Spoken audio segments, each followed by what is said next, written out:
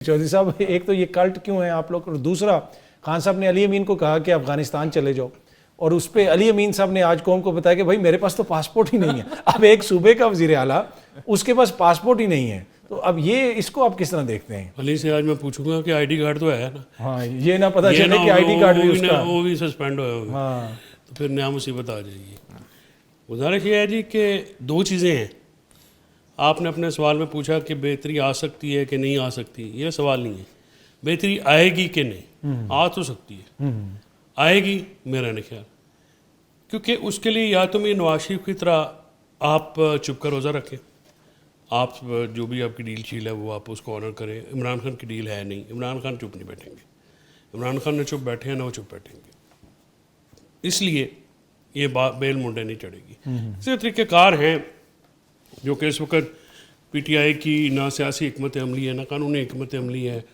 وہ ایک ریڈر لیس decision making ہے، جس کا جو دل کرتا اٹھ کے وہ کہہ دیتا ہے. نہ کوئی چیئرمین شریف آدمی ہے ان کا، اس شرافت میں وہ مارا جاتا ہے، نہ اس کی کوئی بات سنتا ہے. نیچے والے جو ہیں وہ چند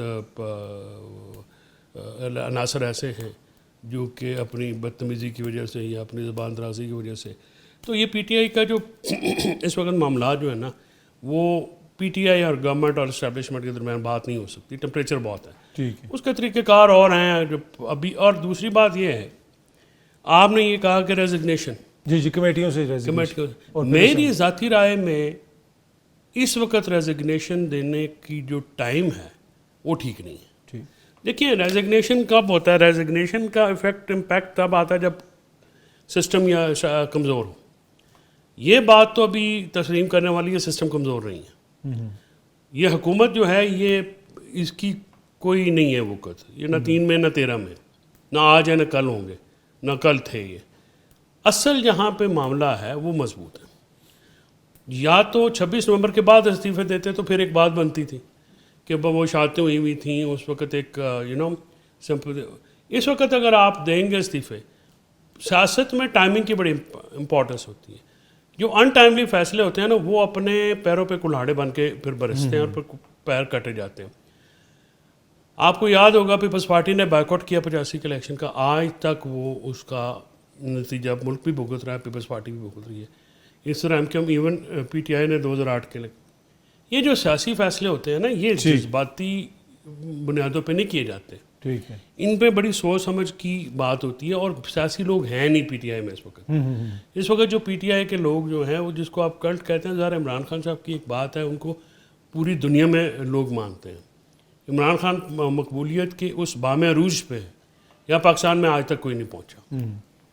آج بھی ایک ان کے فیصلے غلط ہیں بہت سارے، تو پھر وہ اس عروج، انہوں نے یہ عروج کیسے پایا؟ یہ بھی تو ایک کوشچن ہے. نہیں، اس کا عروج جو ان کے عروج کی وجوہات اور ہیں.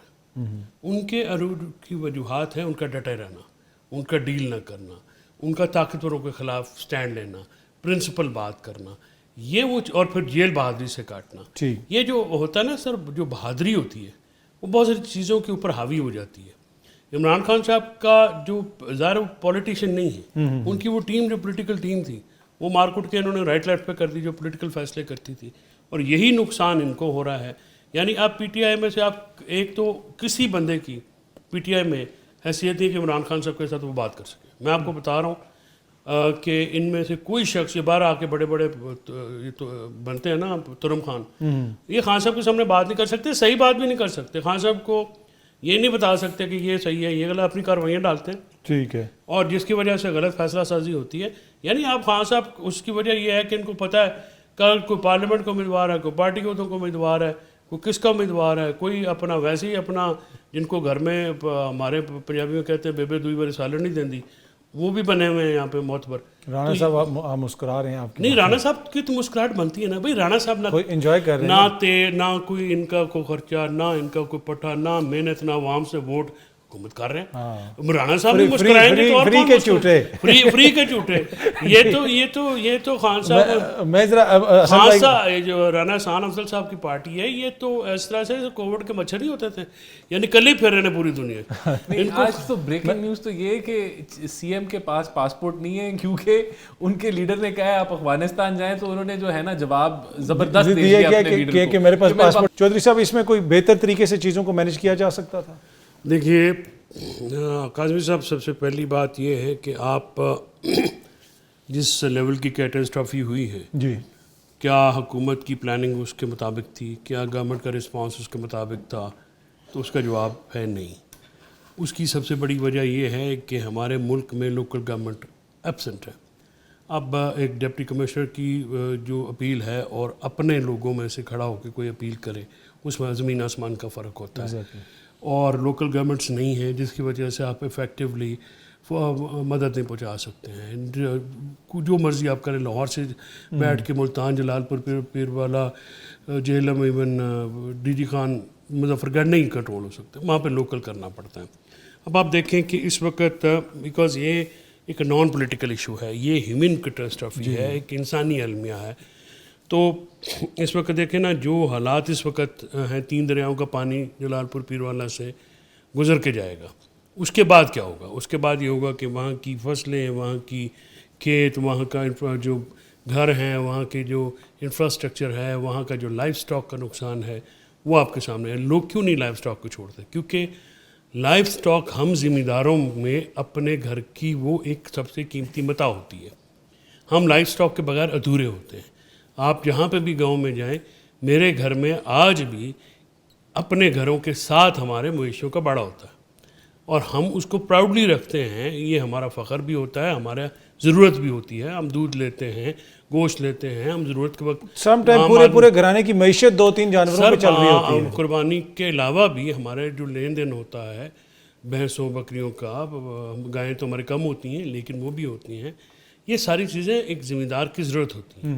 ہمارے فصلوں کے جو چارے ہیں وہ نہیں ہیں. اب وہ جو لوگ مویشیوں کے رسی پہن کے, جیسے عمر دراز نے کہا کہ وہ آ رہے تھے اور وہ انکار کر رہے تھے کشتیوں میں بیٹھنے میں, تو وہ تو آپ ایسے ہی سمجھے نا جیسے ان کے گھر کے ایک فرد کو چھوڑ کے آپ کہہ رہے ہیں کہ آپ آج ان کو چھوڑ دیں. تو یہ بڑا مشکل ہوتا ہے ایک ذمہ دار کے لیے, کسان کے لیے. لیکن پرابلم میں آپ کو بار بار کہہ رہا ہوں کہ چاہے یہ کے پی ہو, چاہے وہ سندھ ہو, پنجاب ہو, بلوچستان میں ادروائز سیلاب نہیں ہے لیکن سیلاب وہاں پہ بھی آئے تھے.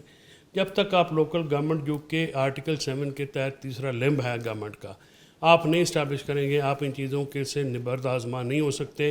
ابھی میں آپ کو شرطیہ کہہ سکتا ہوں کہ بیوروکریسی نے وہاں پہ یہ ماشاءاللہ اتنے ہیرے ہیں, یہ وہاں پہ بیٹھ کے جس طرح کی 6 روٹیوں کے اوپر جو ہے وہ پہلے ان کی تصویریں لگا کے سی ایم کی, یعنی اس آپ اندوناک حالات میں لوگ ڈوب رہے ہیں, مر رہے ہیں, اس میں آپ کی تصویریں لگ کے 6 روٹیاں جا کے, اور ڈی سی جو ہے وہ کہہ رہا ہے جی کہ آپ دیکھو اس نے بھیجی ہیں. شرم کا مقام ہے ڈی سی کے لیے بھی, اس حکومت کے لیے جس کا وہ ڈپٹی کمشنر ہے.